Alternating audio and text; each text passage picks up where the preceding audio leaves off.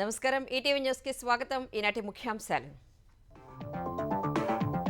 ఏపీలో solar cell plant పెట్టాలని లక్ష్మీ మిత్తల్కు చంద్రబాబు ఆహ్వానం. ఆంధ్రప్రదేశ్ ను గ్రీన్ హైడ్రోజన్ హబ్ గా మారుస్తామని ప్రకటన.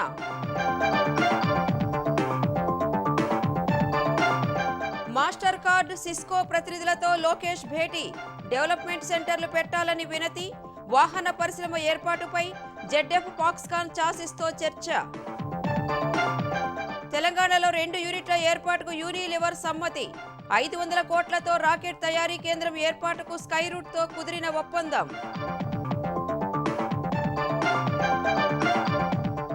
చురుగ్గా రేషన్ కార్డులు, ఇందిరమ్మ ఇళ్ల లబ్ధిదారుల ఎంపిక. తెలంగాణ వ్యాప్తంగా గ్రామ వార్డు సభల నిర్వహణ. జీహెచ్ఎంసీలో కదలని యంత్రాంగం. కృష్ణా జలాల్లో వాటాపై తెలుగు రాష్ట్రాల వాదన. చెరిసగం నీటి కోసం తెలంగాణ పట్టు. 66:34 నిష్పత్తినే కొనసాగించాలని ఆంధ్రప్రదేశ్ సూచన. దిల్ రాజు నివాసంలో ఉదయం నుంచి కొనసాగుతున్న ఐటీ సోదాలు. ఆర్థిక లావాదేవీలపై ఆరా తీస్తున్న అధికారులు. బ్యాంకు లాకర్లోనూ తనిఖీ. ఛత్తీస్గఢ్ ఒడిషా సరిహద్దులో మరో భీకర ఎన్కౌంటర్. 2 రోజుల్లో 14 మంది నక్సల్స్ హతం. కీలక నేత చలపతి మృతి చెందినట్లు పోలీసులు వెల్లడి. అమెరికాలో వలసదారుల పిల్లలకు జన్మతః పౌరసత్వం రద్దు. కీలక ఆదేశాలపై ట్రంప్ సంతకం. మెక్సికో, కెనడాలపై 25% అదనపు సుంకాలు.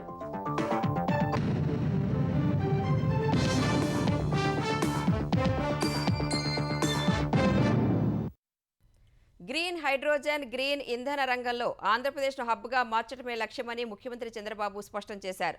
ప్రస్తుతం స్పీడ్ ఆఫ్ డూయింగ్ బిజినెస్ అనేది ఏపీ విధానమని తేల్చి చెప్పారు. గ్రీన్ ఇండస్ట్రియలైజేషన్ అంశంపై దావోస్లో భారత పరిశ్రమల సమాఖ్య నిర్వహించిన సదస్సుకు చంద్రబాబు హాజరయ్యారు. ఆంధ్రప్రదేశ్లో అవకాశాలను అందిపుచ్చుకోవాలని పారిశ్రామికవేత్తలకు పిలుపునిచ్చారు. దావోస్లో ముఖ్యమంత్రి చంద్రబాబు బృందం పెట్టుబడుల వేట కొనసాగిస్తోంది. ఉక్కు దిగ్గజం లక్ష్మీ మిత్తల్తో చంద్రబాబు, లోకేష్ సమావేశమయ్యారు. భావనపాడులో పెట్రోకెమికల్ హబ్ ఏర్పాటు చేయాలని కోరారు. హెచ్పీసీఎల్, మిత్తల్ సంయుక్త భాగస్వామి సంస్థ మిత్తల్ గ్రీన్ ఎనర్జీ ఆధ్వర్యంలో 3500 కోట్లతో భారత్లో ఏర్పాటు చేయాలని భావిస్తోన్న సోలార్ ప్లాంట్ ను ఏపీలో పెట్టాలని కోరారు. అనకాపల్లి జిల్లాలో 1.4 లక్షల కోట్లతో 17.8 మిలియన్ టన్నుల సామర్థ్యంతో గ్రీన్ ఫీల్డ్ ఉక్కు కర్మాగారం పనులు ప్రారంభించామని లక్ష్మీ మిత్తల్ గుర్తు చేశారు. గ్రీన్ కో సంస్థతో కలిసి 975 మెగావాట్ల సౌర పవన విద్యుత్ ప్రాజెక్టు ఏర్పాటు చేయనున్నట్లు తెలిపారు. అనకాపల్లిలో ఏర్పాటు చేసే ఉక్కు పరిశ్రమకు ఈ ప్లాంట్ నుంచే 250 మిలియన్ యూనిట్ల విద్యుత్ సరఫరా అవుతుందన్నారు. దావోస్ లో గ్రీన్ ఇండస్ట్రియలైజేషన్ సదస్సులో ముఖ్యమంత్రి చంద్రబాబు ముఖ్య అతిథిగా పాల్గొన్నారు. 2028 నుంచి భారత్ యుగం ప్రారంభమవుతుందని తెలిపారు. కాస్ట్ ఆప్టిమైజేషన్, పర్యావరణ సమతుల్యతపై దృష్టి పెట్టి గ్లోబల్ గ్రీన్ హైడ్రోజన్ ఫ్యూయల్ మార్కెట్లలో ఆంధ్రప్రదేశ్ ను అగ్రగామిగా చేస్తున్నామని ఆయన వివరించారు. కాకినాడ వంటి పటిష్టమైన ఓడరేవుల ద్వారా ప్రపంచానికి గ్రీన్ ఎనర్జీ ఉత్పత్తులను ఎగుమతి చేయడానికి సిద్ధంగా ఉన్నట్లు చెప్పారు. హరిత పారిశ్రామికీకరణ, డీప్ టెక్ ఇన్నోవేషన్, సమ్మిళిత నాయకత్వంపై దృష్టి సారించామని చంద్రబాబు వెల్లడించారు. $115 billion investment in fuel sector alone. This is 500 megawatts renewable energy, 5 MMT green hydrogen by 2030. This will contribute 30% of national target. That is what we are aiming. Recently PM ESCOM inaugurated one project in Visakhapatnam, green hydrogen project. Next project is his. Even Jindalji is here, JSW. We are very happy. We are working with him. And Reliance also biofuel. They are investing 65,000 crores. Andhra Pradesh is going to become hub for green energy, green hydrogen, and also many things. పెట్టుబడుల ఆకర్షణ, ఉపాధి కల్పనే లక్ష్యంగా టాటా సంస్థతో కలిసి అమరావతిలో CII కేంద్రం ఏర్పాటు చేస్తామని చంద్రబాబు తెలిపారు. నాయకత్వ వికాసం పెంపొందించడానికి స్విట్జర్లాండ్ కు చెందిన IMD business school, global leadership centre మధ్య ఒప్పందాన్ని కుదుర్చుకున్నట్లు వెల్లడించారు. ఆంధ్రప్రదేశ్లో డెవలప్మెంట్ సెంటర్లు నెలకొల్పాలని మాస్టర్ కార్డు సిస్కో కంపెనీలను ఏపీ ఐటీ శాఖ మంత్రి లోకేష్ కోరారు. దావోస్ పర్యటనలో మాస్టర్ కార్డు హెల్త్ కేర్ వ్యవస్థాపక అధ్యక్షుడు రాజ్ మన్నార్తో సమావేశమైన ఆయన ఏపీలో మాస్టర్ కార్డు డెవలప్మెంట్ సెంటర్ ఏర్పాటు చేస్తే దక్షిణాదిలో కంపెనీని విస్తరించే అవకాశం ఉంటుందన్నారు. ఏపీలో ఐటీ వర్క్ ఫోర్స్ తయారీకి అవసరమైన నైపుణ్యాభివృద్ధి కార్యక్రమాలకు సహకరించాలని కోరారు. సిస్కో ఉపాధ్యక్షురాలు ఫ్రాన్సిన్ కట్సౌదాస్తో లోకేష్ చర్చలు జరిపారు. విశాఖలో గ్లోబల్ కెపాసిటీ సెంటర్ ఏర్పాటు చేయాలని కోరారు. ఆంధ్రప్రదేశ్ ప్రతిపాదనలపై చర్చించి నిర్ణయం తీసుకుంటామని ఫ్రాన్సిన్ తెలిపారు. ఏపీలో తయారీ యూనిట్ నెలకొల్పాలని ZF Foxconn chassis modules CEO ఐకిడ్ డోర్ఫ్ను లోకేష్ కోరారు. ఆటోమొబైల్ తయారీ, సరఫరా, సప్లై చైన్ ఏర్పాటుకు విశాఖ, విజయవాడ, అనంతపురం వ్యూహాత్మక ప్రాంతాలని తెలిపారు. బోర్డులో చర్చించి నిర్ణయం తీసుకుంటామని ఐకిడ్ డోర్ఫ్ హామీ ఇచ్చారు. ఏపీలో స్మోక్ ఫ్రీ సిగరెట్ తయారీ యూనిట్ నెలకొల్పాలని ఫిలిప్ మోరిస్ ఉపాధ్యక్షుడు ఆండ్రియా గోండ్కోవికోవాను లోకేష్ కోరారు. వరల్డ్ ఎకనామిక్ ఫోరం వేదికగా పర్యావరణ పరిరక్షణ, వాతావరణ ఉద్యమ భవిష్యత్ అనే అంశంపై స్వనీతి ఆధ్వర్యంలో నిర్వహించిన రౌండ్ టేబుల్ సమావేశంలోనూ మంత్రి లోకేష్ పాల్గొన్నారు. తెలంగాణలో పామాయిల్ యూనిట్, బాటిల్ క్యాప్ తయారీ కేంద్రం ఏర్పాటుకు యూనిలివర్ సంస్థ ముందుకొచ్చింది. దావోస్లో 55వ ప్రపంచ ఆర్థిక ఫోరం సదస్సులో తెలంగాణ రైజింగ్ నినాదంతో పాల్గొంటున్న ముఖ్యమంత్రి రేవంత్ రెడ్డి బృందం వరుస భేటీలు, చర్చలు జరుపుతోంది. దావోస్లోని గ్రాండ్ ఇండియన్ పెవిలియన్లో ప్రత్యేకంగా తెలంగాణ పెవిలియన్ను ప్రారంభించారు. ఈ సందర్భంగా కేంద్ర ఆహార శుద్ధి శాఖ మంత్రి చిరాగ్ పాస్వాన్, కేంద్ర నైపుణ్యాభివృద్ధి శాఖ సహాయ మంత్రి జయంత్ చౌదరి, కేరళ మంత్రి పి రాజీవ్తో రేవంత్ సమావేశమయ్యారు. బహుళజాతి సంస్థ Unilever CEO Hein Schumacher, chief supply chain officer William ఉయిజెన్తో రేవంత్, పరిశ్రమల మంత్రి శ్రీధర్ బాబు సమావేశమయ్యారు. కామారెడ్డి జిల్లాలో పామాయిల్ తయారీ యూనిట్ ఏర్పాటుకు యూనిలివర్ అంగీకరించింది. తెలంగాణలో బాటిల్ క్యాప్ల తయారీ యూనిట్ను నెలకొల్పేందుకు సంసిద్ధత వ్యక్తం చేసింది. తెలంగాణలో 500 కోట్లతో రాకెట్ తయారీ, పరీక్షా కేంద్రం ఏర్పాటుకు హైదరాబాద్కే చెందిన స్కైరూట్ సంస్థతో ఒప్పందం కుదిరింది. స్కైరూట్ సంస్థ సాధిస్తున్న విజయాలపై సీఎం రేవంత్ రెడ్డి హర్షం వ్యక్తం చేశారు. పెట్టుబడులకు ముందుకు రావడంపై అభినందనీయమని అన్నారు. హైదరాబాద్ను ప్రైవేటు రంగ అంతరిక్ష కార్యకలాపాల కేంద్రంగా వృద్ధి చేస్తామన్నారు. ప్రముఖ logistics company Agility chairman Tarek సుల్తాన్తో మంత్రి శ్రీధర్ బాబు సమావేశమయ్యారు. కాలిఫోర్నియాకు చెందిన artificial intelligence company SambaNova chief growth officer సులేతోనూ మంత్రి చర్చించారు. తెలంగాణలో సెమీ కండక్టర్ పరిశ్రమ పెట్టాలని ఆహ్వానించారు. జపాన్కు చెందిన ఎంటీసీ గ్రూప్తోనూ పెట్టుబడులపై శ్రీధర్ బాబు చర్చించారు. ఇందిరమ్మ ఇళ్లు, రేషన్ కార్డులు, రైతు భరోసా, ఇందిరమ్మ ఆత్మీయ భరోసా పథకాల అమలుకు తెలంగాణ వ్యాప్తంగా గ్రామ, వార్డు సభలు నిర్వహించారు. ఈ నెల 24 వరకు సభలు నిర్వహించి లబ్ధిదారుల ఎంపికకు కసరత్తు చేస్తున్నారు. చాలా గ్రామ, వార్డు సభలు సాఫీగా జరగగా కొన్ని చోట్ల కొంత గందరగోళం ఏర్పడింది. జీహెచ్ఎంసీ పరిధిలో వార్డు సభలు నిర్వహించలేదు. గణతంత్ర దినోత్సవం నుంచి అమలు చేయనున్న ఇందిరమ్మ ఇళ్లు, రేషన్ కార్డులు, రైతు భరోసా, ఇందిరమ్మ ఆత్మీయ భరోసా పథకాల లబ్ధిదారుల కోసం తెలంగాణ వ్యాప్తంగా గ్రామ, వార్డు సభలు నిర్వహించారు. సమగ్ర ఇంటింటి సర్వే, ప్రజాపాలన దరఖాస్తులు, అధికారుల సర్వే ఆధారంగా ముసాయిదా లబ్ధిదారుల జాబితాను గ్రామ సభల్లో చదివి వినిపించారు. సభల్లో కుటుంబ సభ్యులు, ఆధార్ తదితర వివరాలతో కొత్తగా దరఖాస్తులను స్వీకరించారు. మేడ్చల్, దుండిగల్, కొంపల్లి, ఆదిబట్ల మున్సిపల్ పరిధిలోని వార్డు సభల్లో దరఖాస్తులు స్వీకరించారు. నిజామాబాద్ జిల్లా డొంకేశ్వర్ మండలం గాదెపల్లిలో పంచాయతీ కార్యదర్శికి గ్రామస్తులకు మధ్య వాగ్వాదం జరిగింది. జాబితాలో పేర్లు లేని వారు అభ్యంతరం వ్యక్తం చేయగా మరో దఫా దరఖాస్తు చేసుకోవాలని అధికారులు సూచించారు. ఆదిలాబాద్ జిల్లా కేంద్రంలోని పలు గ్రామ, వార్డు సభల్లోనూ ఇదే పరిస్థితి ఏర్పడింది. మంచిర్యాల జిల్లా బెల్లంపల్లి మున్సిపాలిటీలో 1వ వార్డు నుంచి 12వ వార్డు వరకు జరిగిన సభల్లో ఇందిరమ్మ ఇళ్ల జాబితాలో పేర్లు లేని స్థానికుల నుంచి మళ్లీ దరఖాస్తులు స్వీకరించారు. సంగారెడ్డి, మెదక్, ఖమ్మం, కరీంనగర్, వరంగల్ జిల్లాల్లో ఇందిరమ్మ ఇళ్లు, కొత్త రేషన్ కార్డుల కోసం ఆశావహులు ఎక్కువగా తరలివచ్చారు. నల్గొండ జిల్లా నకరేకల్ మండలం మోదిని గ్రామంలో రోడ్లు, డ్రైనేజీ లేదని గ్రామస్తులు గ్రామ సభను బహిష్కరించారు. అధికారులు వారికి సర్ది చెప్పి సభను నిర్వహించారు. హనుమకొండ జిల్లా పరకాల రెవెన్యూ డివిజన్ వ్యాప్తంగా గ్రామ సభలు జరిగాయి. ఉమ్మడి పాలమూరు జిల్లాలో జరిగిన సభల్లో ఎమ్మెల్యేలు, కలెక్టర్లు పాల్గొన్నారు. జగిత్యాల జిల్లాలో నిర్వహించిన గ్రామ సభల్లో కొత్తగా పెళ్లైన జంటలే ఎక్కువగా దర్శనమిచ్చాయి. గ్రేటర్ హైదరాబాద్ లో వార్డు గ్రామ సభలు నిర్వహించలేదు. రేషన్ కార్డులు, ఇందిరమ్మ ఇళ్ల పథకానికి అర్హులైన లబ్ధిదారుల సర్వే పూర్తి కానందునే వార్డు సభలు నిర్వహించడం లేదని జీహెచ్ఎంసీ ఉన్నతాధికారులు చెప్పారు. సర్వే పూర్తయ్యాక ఫిబ్రవరి 1 నుంచి వార్డుల వారీగా సమావేశాలు నిర్వహించి లబ్ధిదారుల తుది జాబితా సిద్ధం చేయాలని బల్దియా యంత్రాంగం భావిస్తోంది. కొత్త రేషన్ కార్డులకు సంబంధించి రేపటి నుంచి వార్డు కార్యాలయాల్లో కొత్తగా దరఖాస్తులు స్వీకరించనున్నట్లు తెలుస్తోంది. తెలంగాణకు గుండెకాయ లాంటి హైదరాబాద్ ఏడాదిగా సమస్యల సుడిగుండంలో చిక్కుకుందని బీఆర్ఎస్ కార్యనిర్వాహక అధ్యక్షుడు కేటీఆర్ ఆరోపించారు. జీహెచ్ఎంసీ పరిధిలోని ఎమ్మెల్యే, ఎమ్మెల్సీలతో మాజీ మంత్రి తలసాని శ్రీనివాస్ యాదవ్ నివాసంలో ఆయన ప్రత్యేకంగా సమావేశమయ్యారు. కేసీఆర్ హయాంలో సంతోషానికి చిరునామాగా ఉన్న హైదరాబాద్ రేవంత్ పాలనలో కష్టాలకు కేరాఫ్గా మారిందన్నారు. బీఆర్ఎస్ ప్రభుత్వంలో మెట్రో రైల్, సీనరేజ్ ప్రాజెక్టులు, ఐటీ వృద్ధి, ప్రపంచ స్థాయి ప్రాజెక్టులతో దేశానికే గర్వకారణంగా తీర్చిదిద్దినట్లు కేటీఆర్ వివరించారు. కాంగ్రెస్ సర్కారుకు హైదరాబాద్ బ్రాండ్ ఇమేజ్ కాపాడాలనే సోయి లేకపోవడం దురదృష్టకరమని వ్యాఖ్యానించారు. రేవంత్ పాలనా సామర్థ్యంపై హైదరాబాద్ వాసులకు నమ్మకం లేకనే అసెంబ్లీ ఎన్నికల్లో 10 ఏళ్ల అభివృద్ధికి పట్టం కట్టారని గుర్తు చేశారు. ప్రజల కష్టాలను తీర్చడమే ప్రథమ లక్ష్యంగా పనిచేయాలని ఎమ్మెల్యే, ఎమ్మెల్సీలకు కేటీఆర్ దిశానిర్దేశం చేశారు. కృష్ణా జిల్లాలో 2 రాష్ట్రాలకు ప్రస్తుత వాటా కొనసాగిస్తూనే అవసరాలకు తగ్గట్టుగా త్రిసభ్య కమిటీ నిర్ణయం తీసుకుంటుందని కృష్ణానది యాజమాన్య బోర్డు తెలిపింది. కృష్ణానది యాజమాన్య బోర్డు 19వ సమావేశం హైదరాబాద్ జలసౌధలో జరిగింది. చైర్మన్ అతుల్ జైన్ నేతృత్వంలో జరిగిన సమావేశంలో బోర్డు సభ్య కార్యదర్శి రాయిపూరే, తెలంగాణ నీటిపారుదల శాఖ కార్యదర్శి రాహుల్ బొజ్జా, ఈఎన్సీ అనిల్ కుమార్, ఏపీ జలవనరుల శాఖ ఈఎన్సీ వెంకటేశ్వరరావు, ఇంజనీర్లు పాల్గొన్నారు. కృష్ణా జిల్లాలో 66:34 నిష్పత్తిని కొనసాగించాలని ఏపీ ఈఎన్సీ కోరగా తెలంగాణలో కృష్ణా పరివాహకం 71% ఉందని, అందుకు అనుగుణంగా వాటా ఉండాలని రాహుల్ బొజ్జా అన్నారు. అందుకు ఆంధ్రప్రదేశ్ అభ్యంతరం తెలిపింది. 66:34 నిష్పత్తిపై రాహుల్ బొజ్జా నిరసన తెలిపారు. మరో 11 ప్రాంతాల్లో టెలిమెట్రీల ఏర్పాటు తెలంగాణ చేసిన ప్రతిపాదనపై తమ ప్రభుత్వంతో చర్చిస్తామని ఏపీ ఈఎన్సీ తెలిపారు. టెలిమెట్రీ కేంద్రాల ఏర్పాటుకు కమిటీ ఏర్పాటు చేస్తామని చైర్మన్ అతుల్ జైన్ చెప్పారు. కృష్ణానది యాజమాన్య బోర్డు కార్యాలయాన్ని విజయవాడకు తరలించాలని ఏపీ ఈఎన్సీ కోరారు. సాగర్ డ్యాం కాలువల నుంచి సీఆర్పీఎఫ్ బలగాలు ఉపసంహరించాలని తెలంగాణ కోరగా ఆంధ్రప్రదేశ్ సానుకూలంగా స్పందించింది.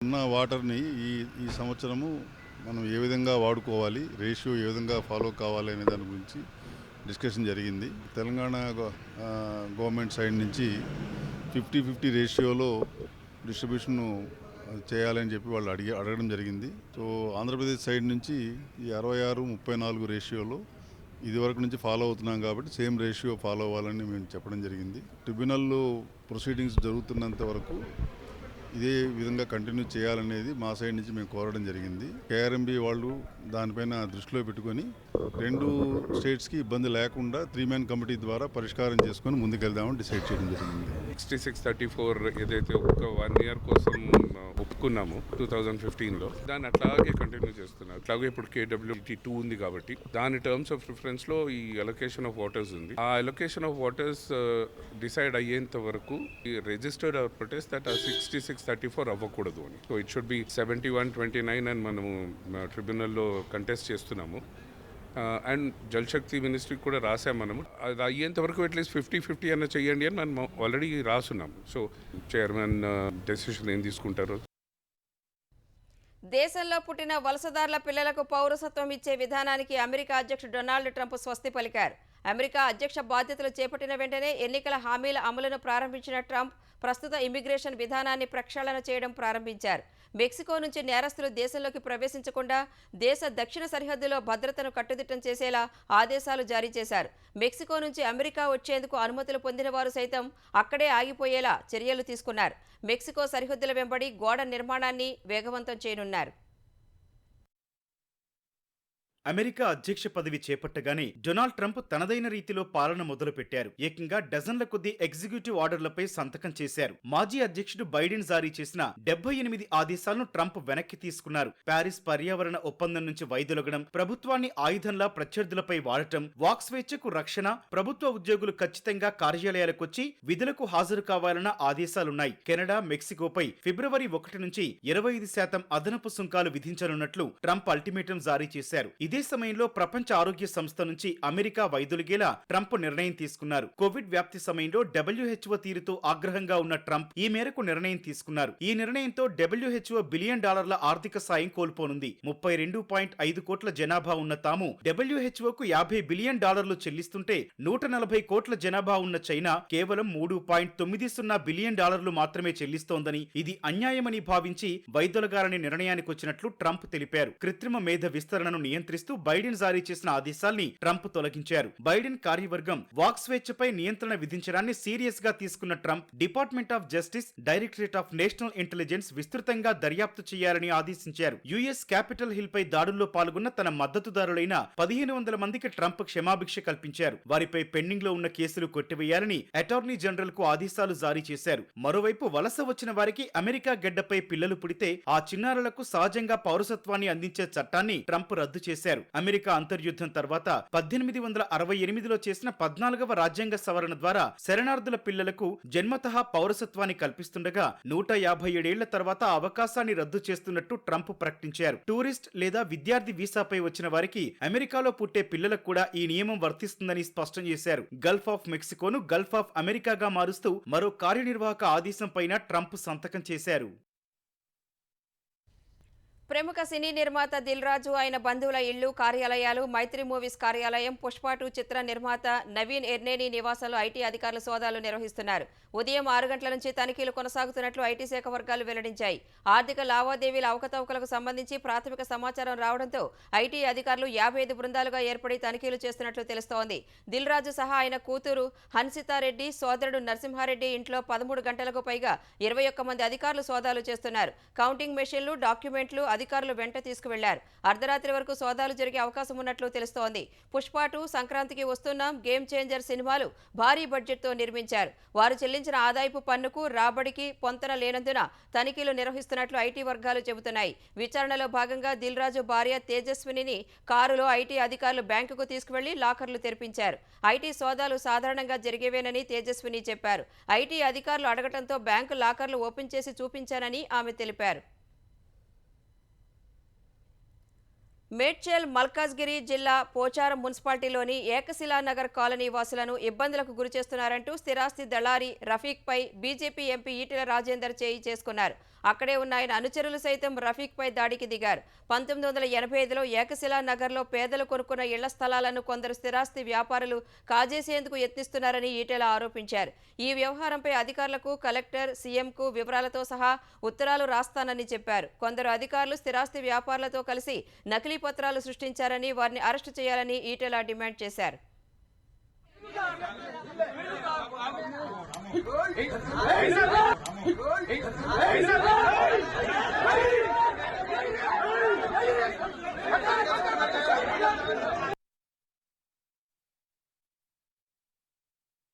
నిన్న నా దగ్గరికి ఏకశిలా నగర్ కాలనీ వాసులు వచ్చారు. 1985 రియల్ ఎస్టేట్ వాళ్ళు ప్లాట్ చేస్తే కొనుక్కున్నారు. వాళ్ళు ఇలా 32 డిపార్ట్మెంట్లలో పనిచేసేటువంటి ఆనాటి చిన్న ఉద్యోగులు ఇక్కడ జాగాలు కొనుక్కున్నారు. ఇవాళ ఆ జాగాలు ఇక్కడ ఇల్లు కట్టుకుందామంటే ఆనాడు దొంగల భయం కాబట్టి, రాళ్ళు రప్పలున్న గుట్టల భూములు కాబట్టి, చెట్లు కంచెలున్న భూములు కాబట్టి సెక్యూరిటీ భయపడి ఆనాడు కట్టుకోలేదు. ఇవాళ ఇల్లు కట్టుకునే ప్రయత్నం చేస్తున్నప్పుడు ఇండ్లకు పర్మిషన్ ఇస్తలేరు. కాళేశ్వరం ప్రాజెక్టు డిజైన్ల బాధ్యత ప్రభుత్వానిదేనని తెలంగాణ ఆర్థిక శాఖ ప్రత్యేక ప్రధాన కార్యదర్శి రామకృష్ణారావు స్పష్టం చేశారు. కాళేశ్వరం కోసం తీసుకున్న రుణానికి ఏటా అసలు వడ్డీ కలిపి 6,500 కోట్లకు పైగా చెల్లిస్తున్నట్లు జస్టిస్ పీసీ ఘోష్ కమిషన్కు తెలిపారు. పీసీ ఘోష్ కమిషన్ ఎదుట విచారణ నిమిత్తం రామకృష్ణారావు హాజరయ్యారు. ఇప్పటికే ఆయన సమర్పించిన అఫిడవిట్ ఆధారంగా రామకృష్ణారావును జస్టిస్ ఘోష్ విచారించారు. ప్రాజెక్టు కోసం ప్రభుత్వ గ్యారంటీతోనే కార్పొరేషన్ రుణాలు తీసుకుందని చెప్పారు. కార్పొరేషన్ ద్వారా ఆదాయాన్ని ఎలా జనరేట్ చేస్తారని కమిషన్ ప్రశ్నించింది. పరిశ్రమలకు నీళ్లు విక్రయించి ఆదాయం పొందేలా చేయడమే ప్రాజెక్టు లక్ష్యమని ఆయన తెలిపారు. నిధుల విడుదల విషయంలో బిజినెస్ రూల్స్ పాటించలేదని కమిషన్ పేర్కొంది. ఆర్థికపరమైన అంశాల్లో రికార్డులను నిర్వహించలేదని తెలిపింది. విజయవాడలోని అంబేద్కర్ స్మృతివనం ప్రాజెక్టులో చాలా పనులు పెండింగ్లో ఉన్నాయని ఆంధ్రప్రదేశ్ సాంఘిక సంక్షేమ శాఖ మంత్రి డోలా శ్రీ బాలవీరాంజనేయ స్వామి అన్నారు. జగన్ మాదిరిగా కక్ష సాధింపు రాజకీయాలతో ప్రజాధనం దుర్వినియోగం చేయబోమన్న మంత్రి ప్రాజెక్టులో మిగిలిన నిర్మాణ పనులు పూర్తి చేస్తామని స్పష్టం చేశారు. ఎమ్మెల్యే బోండా ఉమాతో కలిసి అంబేద్కర్ స్మృతివనాన్ని మంత్రి పరిశీలించారు. ప్రజల ఆకాంక్షలకు అనుగుణంగా కూటమి ప్రభుత్వం పనిచేస్తుందని ఆయన తేల్చి చెప్పారు. ఉద్యోగుల పీఆర్సీ సమస్యను సీఎం చంద్రబాబు దృష్టికి తీసుకువెళ్తామని త్వరలోనే శుభవార్త వింటారని ఆంధ్రప్రదేశ్ విద్యుత్ శాఖ మంత్రి గొట్టిపాటి రవికుమార్ అన్నారు. విజయవాడలోని ఓ కన్వెన్షన్ సెంటర్లో నిర్వహించిన కార్యక్రమంలో ఆంధ్రప్రదేశ్ విద్యుత్ బోర్డు ఇంజనీర్స్ అసోసియేషన్ డైరీని మంత్రి ఆవిష్కరించారు. విద్యుత్ ఉద్యోగులు ప్రాణాలు పణంగా పెట్టి విధులు నిర్వహిస్తారని గొట్టిపాటి వెల్లడించారు. విజయవాడ వరదల సమయంలో ఉద్యోగుల సేవలు అభినందనీయమని కొనియాడారు. ఉద్యోగుల సమస్యల పరిష్కారానికి తన కార్యాలయ తలుపులు ఎప్పుడూ తెరిచే ఉంటాయని మంత్రి గొట్టిపాటి భరోసా ఇచ్చారు.